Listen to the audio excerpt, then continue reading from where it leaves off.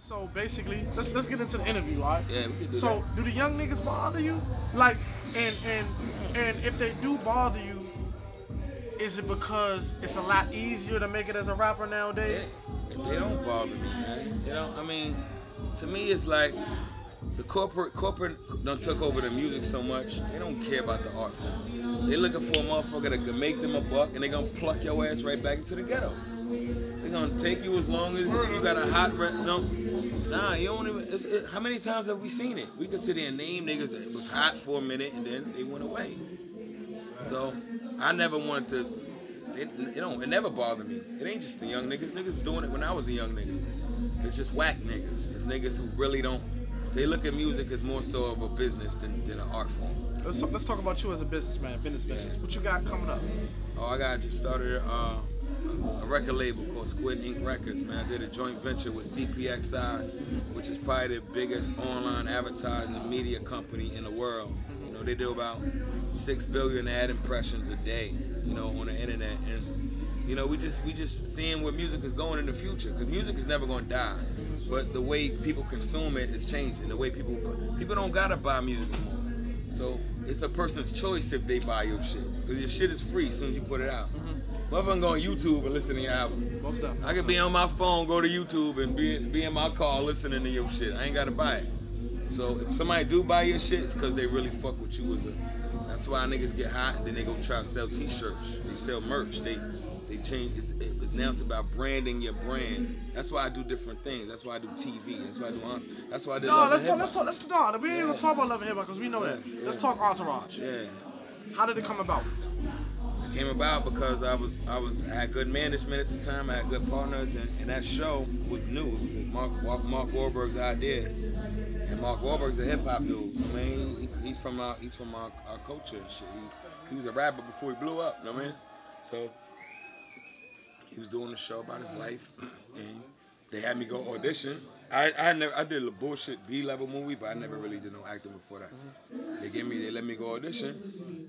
I went in there and I killed it. Like I never went to no audition and didn't get the part. Even speaking of Love and Hip Hop, there was like 20 rappers that tried to get on that shit. And out of 20 niggas, you have to audition. Yeah, hell you got. Give me the spill the beans. Yeah, you got to audition. I you thought gotta come read for them niggas. They gotta get you on tape, see how you come across. They make you do a reading, and then one of the producers showed me a list of all the rappers that tried to get on the show. My nigga, it was the whole underground, the whole nigga. Okay. Any nigga who ain't relevant was on that list. Okay, so they make fun of Love and Hip Hop, but they trying to but get they on trying to it. be on Love and Hip Hop. Hell yeah. I mean, who wouldn't want that exposure? Exactly. It's all about what you do with it. You know but then when they come deep into your life, you know, your relationship, your child, how do you feel about that? I didn't, you know. The thing about it is they have an agenda and they have a TV show.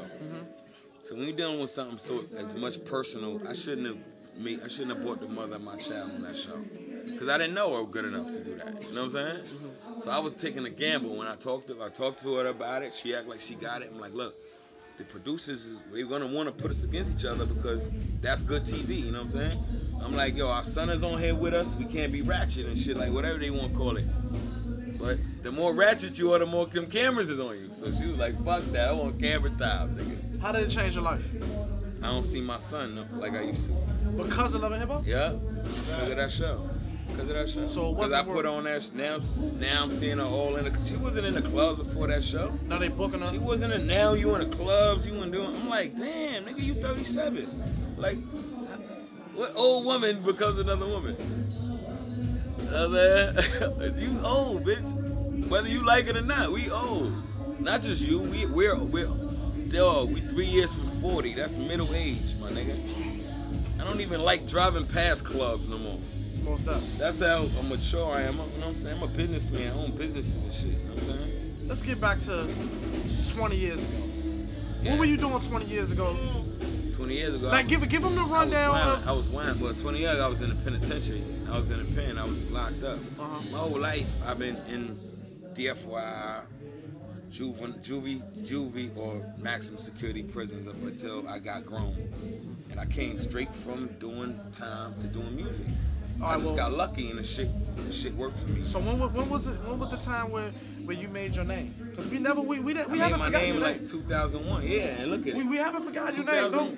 2001 and 2002 was like when I peaked at really 2004, 5. That was Entourage. That was the Just Blaze single. I had a single with Jay-Z, a remix with Jay. I was working with Nas, working with everybody. And my album was pro-black. My shit was on some KRS-One, Public Enemy shit, some Dead Prez type. You know what happened to Dead Prez? It's happened to me too. And it's funny because I used to hang out with these dudes every day. I seen them on Loud Records where Wu-Tang was selling millions and Mobb Deep was selling millions on Loud Records, and Dead Prez went in there and made Let's Get Free, and their whole album was about black people trying to elevate. Like, yo, start thinking, because they seen music, and that's why they wouldn't promote it. Like, they wouldn't play it on the radio. They're not gonna get behind it, and that's the shit we need. This is hip hop. That's the shit Melly Mel was making. Don't push me, cause I'm close to the edge. I'm trying not to lose my head. You know what I'm saying? It's like a jungle sometimes to make you want to keep them going under. He's telling you about being stressed, pain, not being able to pay my bills. You look at hip hop now and you're like, turn out. Why is everybody celebrating? What are we as a people celebrating? What have we done to be celebrating so much? Oh, my next question. Slavery? Is it that? So that stresses you out the most? Huh? That stresses you out the most right now in the state of hip-hop? It stresses me the state of, it ain't just, hip-hop is our voice. You gotta understand that slavery, we wasn't allowed to read and write. I'm African American. So my great-great-great-grandmother was a fucking slave probably, you know what I'm saying? So in slavery, we wasn't learn how to read and write, so we communicated through drums, you know what I'm saying? The way, that might have meant, nigga, we running. That was a code. That was a code. We running it like Morse code, like the same shit, because they wouldn't allow us to learn how to read and write. So hip hop that evolved and became blues. Hip hop and blues is the same shit. My bitch done went and left me. She went and fucked my little brother. I came home from the crib. Now you don't know, motherfucker. I got the blues. Same shit, but evolution. So when you take it and we just let corporations come and turn it into, go sell Louis Vuitton and go sell Mercedes Benzes and go sell that, we are taking our own culture that we really was culture, and we let, you know, it happened in rock and roll though. What happened in rock and roll is happening in hip hop. It goes corporate and then they suck it dry until it's useless and then give it back to you. Now you got it back. You know what I'm saying? We milked it. This cow's been milked to the, look. I seen a MasterCard commercial where the logo turns into turntables like chicka chicka. I'm like, how is MasterCard doing some shit Grandmaster Flash created? MasterCard, a corporation is, you know. Are we gonna get another album? I don't think albums matter no more. I think it's about putting out music, man. But what you told me you're doing with this tour, all it does is the love, man. I don't think, yeah, that's what matters. So you're doing it for the love, so are we gonna get another album? I don't think, I'm always gonna put out music, but it might not be in the form of an album. I might just be like, yo, I just made 4 hot records here. You know what I mean? I just went in and did and that's how I used to think. Like, me and Static Selector went in there and did an album in one day. Called All in a Day's Work.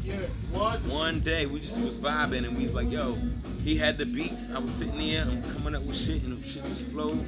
And that shit now, shit is one of the most, you know what I'm saying? That helped my career. For like, that added like 3 years to my career. You put an album out though. Yeah, just put out an album. I put out shit. Troubled Times of Brian Cavanaugh, man. So are we gonna see you on Love and Hip Hop New York when it Hell no. Fuck no. Look at me. Let them know. Nah, I ain't doing that shit. I don't gotta do it no more. I made it work for me. Like, everything I do is calculated. And I never will get the credit I deserve. Because I don't sit there and like, yo, look what I did. But I did a lot of shit. You know what makes me laugh? When certain people think they're insulting me and go, yeah, look at your career, it was a bust. I'm like, it was a bust? Nigga, do you know where I came from? And what I did? This Saigon shit was an idea I made up in my cell. I was like, I'm about to be Saigon, the rapper. I'm about to come home, be the still rap nigga. So and I did it. Blessing, it was a blessing. Not only that, I thought I was just gonna be a little bit I didn't know I was gonna be on HBO. I didn't know I was gonna team up with Just Blaze, one of the biggest producers in the world. I didn't know I was gonna be hanging out with Beyonce. I didn't know I was gonna fucking know Mark Wahlberg personally and talk on the phone with him. Who ever set out? I never set out for that shit. So I'm like, I overachieved by 1,000, but niggas be like, you were a boss. I'm like, really? So what were your expectations for me? Like, where'd you see me go? Matter of fact, where did you go? Yeah, no, not only that. What plan did you have for my life? If I failed, because to me, I'm triumphant. So if you're looking at me going, oh, you're a failure. I'm like, okay, so what was your plan? What did you think? Oh, I was supposed to knock Jay off. You didn't knock Jay. Like, what's the goal? Where am I supposed to be to you? That's crazy, bro. And I haven't had a job in 14 years because I've been doing music. Never had a job in my life, right? I never had a job in my life. We used to boost and steal and do, you know what I'm saying? Shoot niggas, shooting up shit. That's all we did was crime. All right, so hold on. We heard about all that. So, who gave you your first chance? That first chance to make sure. K. Slay. No, Mark Ronson. Who ended up doing Amy Winehouse. Who ended up being a huge fucking producer and doing rehab. They tried to make me go to rehab. That's the dude who gave me my first chance. And then I was impatient, and then I started like, yo, I gotta go. He was like, yo. And then I started putting out my shit myself, and we did the K. Slay tape. And then you met Just Blaze. And I met Just Blaze. Most up, man. He just told you his story. No, he just told you his story. A lot of stuff you ain't know. He happy to be here. Y'all wanted him to be Jay, but my nigga, listen, my nigga. Sometimes I go watch myself on TV just to fucking go, wow, that's me. It's like, yo, you know what I'm saying? I've been through hell, man. And now I got beautiful children, so I get to look at my children. I got 3 beautiful children. My daughter was on TMZ, like they ran up on me like, oh my gosh, the cutest baby ever. I was like, oh shit, my daughter got a chance to look at herself on TV. My son looks at himself on fucking Love and Hip Hop and bugs out. And I'm like, look at them. Not only did I do it for me, but look at them do it. My daughter Rain is on my second album. Those are your vowels, the vowel song. You know what I'm saying? So I'm Phil Huxtable out this one. Was it Bill or Phil? It was Phil. I'm Phil Huxtable. I'm the uncle and Bill in one. I'm the nigga from Fresh Prince and The Cosby. Phil Huxtable. PATisDOPE here with my man Saigon. He just dropped some jewels. Let y'all niggas know what was good, and yeah, you already know how. All them niggas talking about Love and Hip Hop, this, Love and Hip Hop, that. They was probably on that list. You was on that list. A lot of them motherfuckers. Yeah, you was on that list. You ain't make it, nigga. You know who you are. Any nigga who read like, fuck you, Saigon. Fuck you, cause I made it, punk. And we out. None of your business. Why I be drinking all this Guinness? It's none of your business. It's none of your business. Who the other mothers of my kids is? None of your business. It's none of your business. All the homicides I done witnessed. It's none of your business.